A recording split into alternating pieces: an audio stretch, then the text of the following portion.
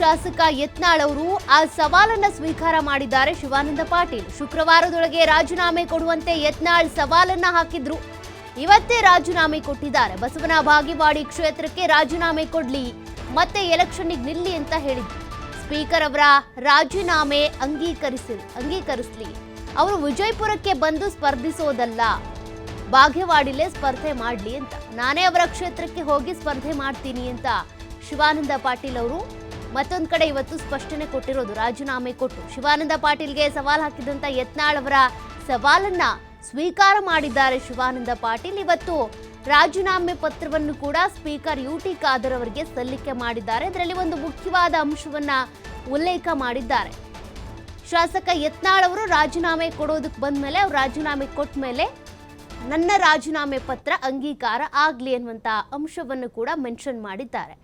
ಶಾಸಕ ಯತ್ನಾಳ್ ಮತ್ತು ಸಚಿವ ಶಿವಾನಂದ ಪಾಟೀಲ್ ಅವರ ನಡುವೆ ನಡೀತಾ ಇದ್ದಂಥ ಈ ಒಂದು ಯುದ್ಧ, ಒಂದು ರೀತಿಯಾಗಿ ಒಬ್ರಿಗೊಬ್ರು ವಾಗ್ದಾಳಿ ನಡೆಸ್ಕೊಳ್ತಾ ಇದ್ರು. ಯಾವುದೇ ವೇದಿಕೆ ಕಾರ್ಯಕ್ರಮ ಹೋದ್ರು ಇದ್ರ ಬಗ್ಗೆನೇ ಮಾತನಾಡ್ತಾ ಇದ್ರು. ಈಗ ನೋಡಿ, ಸ್ಪೀಕರ್ ಯುಟಿ ಖಾದರ್ ಅವರಿಗೆ ರಾಜೀನಾಮೆ ಪತ್ರ ಸಲ್ಲಿಸಿರುವಂತಹ ಒಂದು ಫೋಟೋವನ್ನ ನೀವು ಗಮನಿಸ್ತಾ ಇದ್ದೀರಾ. ಶಿವಾನಂದ ಪಾಟೀಲ್ ಅವರು ಹೋಗಿ ರಾಜೀನಾಮೆ ಪತ್ರ ಸಲ್ಲಿಕೆ ಮಾಡಿ ಬಂದಿದ್ದಾರೆ. ಬಟ್ ಇದು ಅಂಗೀಕಾರ ಆಗೋದು ಯಾವಾಗ ಅಂತಂದ್ರೆ, ಶಾಸಕ ಯತ್ನಾಳ್ ಅವರು ಕೂಡ ಅವರು ರಾಜೀನಾಮೆ ಪತ್ರವನ್ನ ಸಲ್ಲಿಕೆ ಮಾಡಿ ಬಂದ ಮೇಲೆ, ಅಂದರೆ ನೀವು ಹೇಗೆ ಸವಾಲು ಹಾಕಿದ್ದೀರೋ ಆ ಸವಾಲನ್ನು ನಾನು ಸ್ವೀಕಾರ ಮಾಡಿದ್ದೇನೆ. ನಿಮ್ಮ ಸವಾಲಿನಂತೆ ಶುಕ್ರವಾರದೊಳಗೆ ರಾಜೀನಾಮೆ ಕೊಡಿ ಅಂತ ಹೇಳಿದ್ರಿ. ನಾನಿವತ್ತು ರಾಜೀನಾಮೆ ಕೊಟ್ಟು ಬಂದಿದ್ದೇನೆ. ಯತ್ನಾಳ್ ಅವರು ಕೂಡ ರಾಜೀನಾಮೆ ಕೊಡಲಿ, ಹಾಗಾದರೆ ಮತ್ತೆ ಎಲೆಕ್ಷನ್ಗೆ ನಿಲ್ಲೋಣ ಅಂತೇಳಿ ಶಿವಾನಂದ ಪಾಟೀಲ್ ಅವರು ಇದಕ್ಕೆ ಸಂಬಂಧಪಟ್ಟಂತೆ ಪ್ರತಿಕ್ರಿಯೆಯನ್ನು ಕೊಟ್ಟಿದ್ದಾರೆ. ಇದಕ್ಕೆ ನೀವು ಮುಖ್ಯಮಂತ್ರಿಗಳ ಸಲಹೆ ಪಡ್ಕೊಂಡ್ರ, ಅವ್ರ ಹತ್ರ ಏನಾದರೂ ಕೇಳಿದ್ರಾ ಅಂತ ಹೇಳಿದರೆ ಅದಕ್ಕೂ ಇದಕ್ಕೂ ಸಂಬಂಧ ಇಲ್ಲ. ಇದು ನನ್ನ ವೈಯಕ್ತಿಕ ನಿರ್ಧಾರ, ಪಕ್ಷಕ್ಕೂ ಅಥವಾ ಮುಖ್ಯಮಂತ್ರಿಗಳಿಗೂ ಸಂಬಂಧ ಇಲ್ಲ. ಕಾರಣ ನನಗೆ ನನ್ನ ಹೆಸರು ಹೇಳಿ ಸವಾಲು ಹಾಕಿದ್ದಾರೆ, ತಾಕತ್ತಿದ್ರೆ ಅಂತೇಳಿ ಮಾತನಾಡಿದ್ದಾರೆ. ಪಾಟೀಲ್ ಅನ್ನುವಂಥ ಸರ್ನೇಮ್ ಬಗ್ಗೆ ಮಾತನಾಡಿದ್ದಾರೆ. ಹಾಗಾಗಿ ಇದೆಲ್ಲವನ್ನು ಕೂಡ ನಾನು ಸವಾಲನ್ನು ಸ್ವೀಕಾರ ಮಾಡಿ ಇವತ್ತು ರಾಜೀನಾಮೆ ಪತ್ರವನ್ನು ಸಲ್ಲಿಕೆ ಮಾಡಿ ಬಂದಿದ್ದೇನೆ. ಏನು ಶಾಸಕ ಯತ್ನಾಳ್ ಅವರು ಕೂಡ ಏನು ಸವಾಲು ಹಾಕಿದ್ರಲ್ಲ, ಅದೇ ರೀತಿಯಾಗಿ ನಾನು ರಾಜೀನಾಮೆ ಕೊಟ್ಟಿದ್ದೇನೆ, ಅವರು ರಾಜೀನಾಮೆ ಕೊಡಬೇಕಾಗುತ್ತೆ. ಅವರು ರಾಜೀನಾಮೆ ಪತ್ರ ಅಲ್ಲಿ ಕೊಟ್ಟು ಬಂದ ನಂತರ ನಾನು ಕೊಟ್ಟಿರುವಂಥ ರಾಜೀನಾಮೆ ಪತ್ರ ಅಂಗೀಕಾರ ಆಗುತ್ತೆ ಅನ್ನೋದ್ರ ಬಗ್ಗೆ ಶಿವಾನಂದ ಪಾಟೀಲ್ ಅವರು ಒಂದಷ್ಟು ಸುದೀರ್ಘವಾದಂಥ ಸ್ಪಷ್ಟನೆಯನ್ನು ಕೊಟ್ಟರು. ಅದನ್ನು ನೀವು ಗಮನಿಸಿದ್ದೀರಿ. ಒಬ್ರಿಗೊಬ್ರು ಸವಾಲು ಹಾಕ್ಕೊಳ್ತಾ ಇದ್ರು. ವೇದಿಕೆ ಮೇಲೆ ಹೋದರೂ ಕೂಡ ಬರೀ ಇದೇ ಜಟಾಪಟಿ ನಡೀತಾ ಇತ್ತು. ರಾಜೀನಾಮೆ ಕೊಡ್ಲಿ ನೋಡೋಣ, ನನ್ನ ತಾಕತ್ತೇನು ಅಂತ ನಾನು ತೋರಿಸ್ತೀನಿ, ಅವ್ರ ತಾಕತ್ತು ತೋರಿಸ್ಲಿ ಅಂತ ಯತ್ನಾಳ್ ಅವರು ಪದೇ ಪದೇ ಈ ರೀತಿ ಮಾತನಾಡ್ತಾ ಇದ್ರು. ಕೊನೆಗೂ ಕೂಡ ಸಚಿವ ಶಿವಾನಂದ ಪಾಟೀಲ್ ಅವರು ಅವರ ಸವಾಲನ್ನ, ಯತ್ನಾಳ್ ಅವರ ಸವಾಲನ್ನ ಗಂಭೀರವಾಗಿ ಪರಿಗಣಿಸಿ ಇವತ್ತು ರಾಜೀನಾಮೆ ಪತ್ರವನ್ನು ಸಲ್ಲಿಕೆ ಮಾಡಿ ಬಂದಿದ್ದಾರೆ. ಒಂದು ವೇಳೆ ಯತ್ನಾಳ್ ಅವರು ಕೂಡ ರಾಜೀನಾಮೆ ಸಲ್ಲಿಕೆ ಮಾಡಿದ್ರೆ ಇಬ್ಬರ ರಾಜೀನಾಮೆ ಪತ್ರವೂ ಕೂಡ ಅಲ್ಲಿ ಅಂಗೀಕಾರ ಆಗುತ್ತೆ.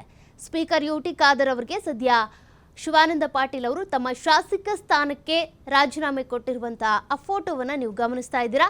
ಮತ್ತೊಂದು ಕಡೆ ಅವರ ರಾಜೀನಾಮೆ ಪತ್ರವನ್ನು ಕೂಡ ನೀವು ಗಮನಿಸಬಹುದು.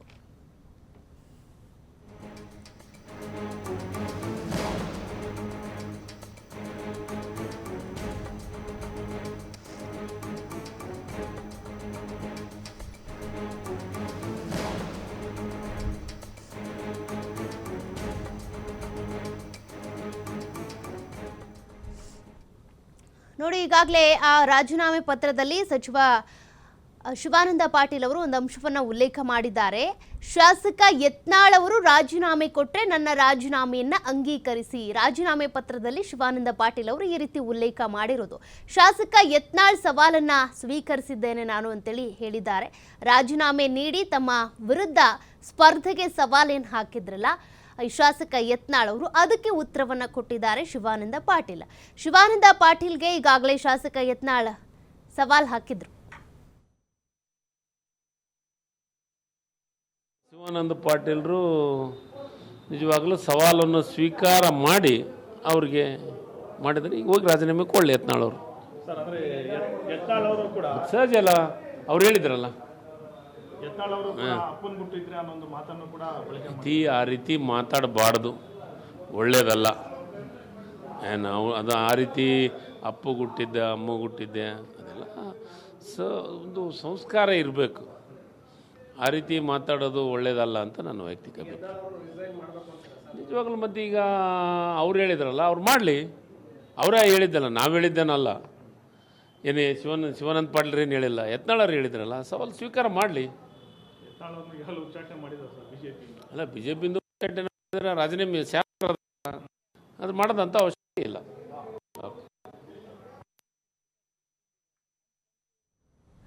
ಇದು ಸಚಿವ ಶಿವರಾಜ್ ತಂಗಡಗಿಯವರ ಪ್ರತಿಕ್ರಿಯೆ. ಸವಾಲ್ ಹಾಕಿದ್ರು, ಹಾಗಾಗಿ ಅದರಂತೆ ಶಿವಾನಂದ ಪಾಟೀಲ್ ಅವರು ತಮ್ಮ ಶಾಸಕ ಸ್ಥಾನಕ್ಕೆ ರಾಜೀನಾಮೆ ಕೊಟ್ಟು ಬಂದಿದ್ದಾರೆ. ಆ ರೀತಿಯೆಲ್ಲ ಮಾತನಾಡೋದು ಸೂಕ್ತ ಅಲ್ಲ. ಅಂದರೆ ಶಿವಾನಂದ ಪಾಟೀಲ್ ಅವರಿಗೆ ಯಾವ ರೀತಿಯಾಗಿ ನೇರವಾಗಿ ಶಾಸಕ ಯತ್ನಾಳ್ ಅವರು ಸವಾಲ್ ಹಾಕಿದ್ರಲ್ಲ, ಅದಕ್ಕೆ ಸಂಬಂಧಪಟ್ಟಂತೆ ಕೂಡ ಶಿವರಾಜ್ ತಂಗಡಗಿಯವರು ಮಾತನಾಡಿ ಈ ರೀತಿಯೆಲ್ಲ ಸವಾಲ್ ಹಾಕೋದು ಅಥವಾ ಮಾತಿನ ರೀತಿ ಇದೆಯಲ್ಲ ಅದು ಸರಿಯಲ್ಲ ಅನ್ನೋದ್ರ ಬಗ್ಗೆ ಅವರು ಖಂಡಿಸಿರೋದನ್ನ ಗಮನಿಸಬಹುದು. ಈಗ ಸದ್ಯ ಶಿವಾನಂದ ಪಾಟೀಲ್ ಅವರಂತೂ ತಮ್ಮ ಶಾಸಕ ಸ್ಥಾನಕ್ಕೆ ರಾಜೀನಾಮೆ ಕೊಟ್ಟು ಬಂದಿದ್ದಾರೆ. ಅದರಲ್ಲಿ ಒಂದು ಅಂಶವನ್ನು ಉಲ್ಲೇಖ ಮಾಡಿದ್ದಾರೆ. ಶಾಸಕ ಯತ್ನಾಳ್ ಅವರು ತಮ್ಮ ಶಾಸಕ ಸ್ಥಾನಕ್ಕೆ ರಾಜೀನಾಮೆ ಕೊಟ್ಟ ನಂತರ ನನ್ನ ರಾಜೀನಾಮೆ ಪತ್ರವನ್ನು ನೀವು ಅಂಗೀಕರಿಸಿ ಅಂತ. ಹಾಗಾಗಿ ಶಾಸಕ ಯತ್ನಾಳ್ ಅವರು ಮುಂದೇನು ಮಾಡ್ತಾರೆ? ಹಾಗಾದರೆ ಸವಾಲ್ ಹಾಕಿದ ನಂತರ ಈಗಾಗಲೇ ಅದರ ಇಂಪ್ಯಾಕ್ಟ್ ಅಂತೂ ಆಗಿದೆ. ಶಿವಾನಂದ ಪಾಟೀಲ್ ಅವರು ರಾಜೀನಾಮೆ ಕೊಟ್ಟಿದ್ದಾರೆ. ಹಾಗಾದರೆ ಇದ್ರ ನಂತರ ಶಾಸಕ ಯತ್ನಾಳ್ ಅವರು ಏನು ಮಾಡ್ತಾರೆ? ಅವರು ರಾಜೀನಾಮೆ ಕೊಡಬೇಕಾಗುತ್ತೆ. ಯಾಕೆಂದರೆ ಅವರೇ ನೇರವಾಗಿ ಸವಾಲ್ ಹಾಕಿದ್ದು, ಮೊದಲು ಸವಾಲ್ ಹಾಕಿದ್ದೆ ಅವರು. ಆ ಸವಾಲನ್ನು ಶಿವಾನಂದ ಪಾಟೀಲ್ ಅವರೀಗ ಸ್ವೀಕಾರ ಮಾಡಿದ್ದಾರೆ. ಇಬ್ಬರು ಕೂಡ ತಮ್ಮ ಶಾಸಕ ಸ್ಥಾನಕ್ಕೆ ರಾಜೀನಾಮೆ ಕೊಟ್ಟು ಬಸವನ ಬಾಗೇವಾಡಿ ಕ್ಷೇತ್ರದಲ್ಲಿ ಎಲೆಕ್ಷನ್ನಿಗೆ ನಿಲ್ಲಬೇಕು ಅಂತ. ಇದು ತಮ್ಮ ವೈಯಕ್ತಿಕ ನಿರ್ಧಾರ ಅಂತ ಈಗಾಗಲೇ ಶಿವಾನಂದ ಪಾಟೀಲ್ ಅವರು ಕೂಡ ತಿಳಿಸಿದ್ರು. ರಾಜೀನಾಮೆಯಂತೂ ಕೊಟ್ಟಿದ್ದಾರೆ, ಬಟ್ ಅದಿನ್ನೂ ಅಂಗೀಕಾರ ಆಗಿಲ್ಲ. ಶಾಸಕ ಯತ್ನಾಳ್ ಅವರು ರಾಜೀನಾಮೆ ಕೊಟ್ಟರೆ ಆಗ ಅಂಗೀಕಾರ ಆಗುತ್ತೆ. ಯತ್ನಾಳ್ ಅವರು ಯಾವ ರೀತಿಯಾಗಿ ಸವಾಲನ್ನು ಹಾಕಿದ್ರೋ ಅದೇ ರೀತಿಯಾಗಿ ನಡ್ಕೊಳ್ತಾರಾ? ಶಿವಾನಂದ ಪಾಟೀಲ್ ಅವರು ರಾಜೀನಾಮೆ ಕೊಟ್ಟಿದ್ದಾರೆ, ಸವಾಲನ್ನು ಸ್ವೀಕರಿಸಿ ಅದರಂತೆ ನಡ್ಕೊಂಡಿದ್ದಾರೆ. ಬಟ್ ಸವಾಲನ್ನು ಹಾಕಿದಂಥ ಯತ್ನಾಳ್ ಅವರು ರಾಜೀನಾಮೆ ಕೊಡೋದಕ್ಕೆ ಹೋಗ್ತಾರಾ? ಎಲ್ಲಿದ್ದಾರೆ ಅವರು? ಇನ್ನೂ ಕೂಡ ಅವ್ರಿಗೆ ವಿಷಯ ಗೊತ್ತಾಗಿದೆಯೋ ಇಲ್ವೋ, ಫಸ್ಟ್ ರಿಯಾಕ್ಷನ್ ಇನ್ನೂ ಕೂಡ ಸಿಕ್ಕಿಲ್ಲ. ಹಾಗಾಗಿ ಅವರ ಮುಂದಿನ ನಡೆ ಏನು ಅನ್ನೋದೇ ಸದ್ಯ ಕುತೂಹಲವನ್ನು ಕೆರಳಿಸ್ತಾ ಇದೆ.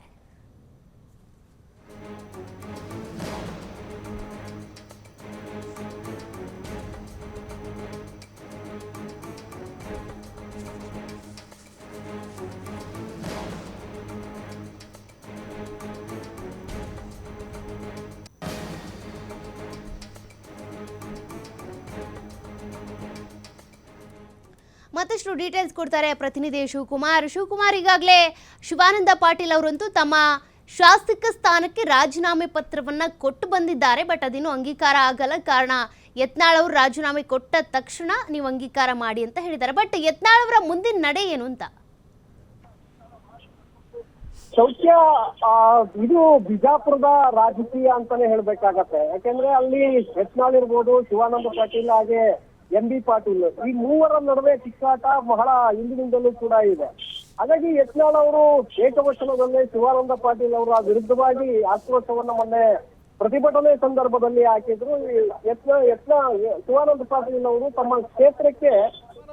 ಅವರು ತಮ್ಮ ಕ್ಷೇತ್ರಕ್ಕೆ ರಾಜೀನಾಮೆಯನ್ನ ಕೊಟ್ಟು ಅವರು ಬಂದು ನನ್ನ ಎದುರು ನಿಂತು ಗೆದ್ದು ತೋರಿಸ್ಲಿ, ಅಥವಾ ನಾನೇ ಬಸವನ ಬಾಗೇವಾಡಿಗೆ ಹೋಗಿ ನಿಂತು ಅವರ ವಿರುದ್ಧ ನಾನು ಗೆದ್ದು ತೋರಿಸ್ತೇನೆ ಅನ್ನುವಂಥ ಒಂದು ಸವಾಲನ್ನು ಹಾಕಿದ್ರು. ಅಂದರೆ ಸಮುದಾಯ ಇರೋದ್ರಿಂದ ಇವತ್ತು ಶಿವಾನಂದ ಪಾಟೀಲ್ ಅವರು ಕ್ಷೇತ್ರದಲ್ಲಿ ಗೆದ್ದು ಬರ್ತಾ ಇದ್ದಾರೆ. ಅವರು ಸಮುದಾಯನೇ ಇಲ್ಲದೆ ಇದ್ರೆ ಇವತ್ತು ಶಿವಾನಂದ ಪಾಟೀಲ್ ಅವರು ಗೆಲ್ಲೋದಕ್ಕೆ ಸಾಧ್ಯ ಇರಲಿಲ್ಲ.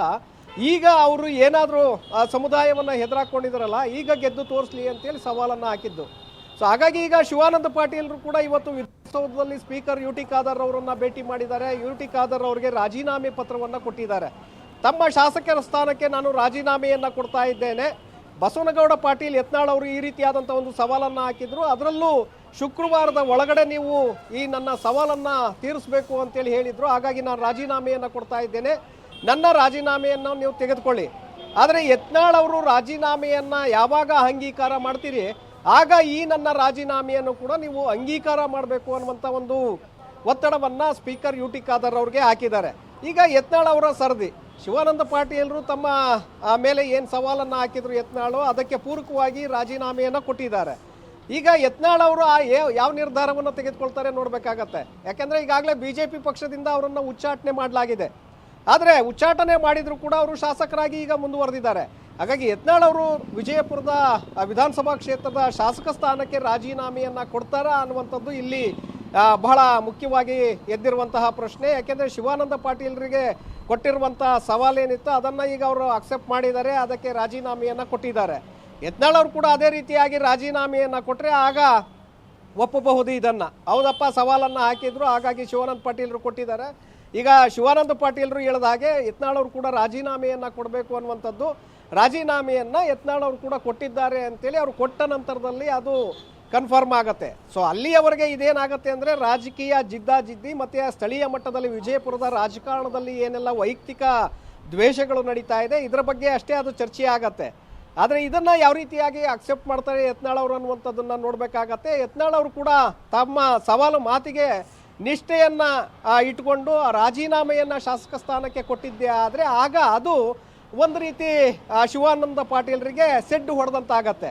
ಆಗ ಚುನಾವಣೆಯನ್ನು ಎದುರಿಸಬೇಕಾಗತ್ತೆ. ಯತ್ನಾಳ್ ಅವರು ರಾಜೀನಾಮೆಯನ್ನು ಕೊಟ್ಟು ಅದನ್ನು ಸ್ಪೀಕರ್ ಅವರು ಅಂಗೀಕಾರ ಮಾಡಿ ಶಿವಾನಂದ ಪಾಟೀಲರ ರಾಜೀನಾಮೆಯನ್ನು ಅಂಗೀಕಾರ ಮಾಡಿದ ನಂತರ ಇಬ್ಬರು ಕೂಡ ಬಿಜಾಪುರದಲ್ಲಿ ನಿಂತು ಗೆಲ್ತಾರ ಅಥವಾ ಬಸವನ ಬಾಗೇವಾಡಿಗೆ ನಿಂತು ಸ್ಪರ್ಧೆಯನ್ನು ಮಾಡ್ತಾರ ಅನ್ನುವಂಥದ್ದು ನಂತರದಲ್ಲಿ ನಿರ್ಧಾರ ಆಗುತ್ತೆ. ಆದರೆ ಮೊದಲಿಗೆ ಯತ್ನಾಳ್ ಅವರು ರಿಸೈನ್ ಮಾಡಬೇಕಾಗತ್ತೆ. ಈಗ ತಾವು ಶಿವಾನಂದ ಪಾಟೀಲ್ರು ಏನು ಮಾಡಿದ್ದಾರೆ, ಯತ್ನಾಳ್ ಅವರು ಕೂಡ ಆಗ ಮಾಡಬೇಕಾಗತ್ತೆ. ಒಂದು ವೇಳೆ ಏನಾದರೂ ಹಿಂದಕ್ಕೆ ಸರಿದಿದ್ದೆ ಆದರೆ ಯತ್ನಾಳ್ ಅವರು, ಆಗ ಯತ್ನಾಳ್ ಅವರು ಬಾಯಿ ಬಡ್ಕೊಳ್ತಾರೆ. ಅವ್ರ ಬಾಯಿ ಬಡ್ಕ ಅನ್ನುವಂಥದ್ದು ಇಲ್ಲಿ ಮುಂಚೂಣಿಗೆ ಬರುತ್ತೆ. ಹಾಗಾಗಿ ಯತ್ನಾಳ್ ಅವರ ನಿರ್ಧಾರದ ಮೇಲೆ ಎಲ್ಲವೂ ಕೂಡ ನಿಂತಿದೆ.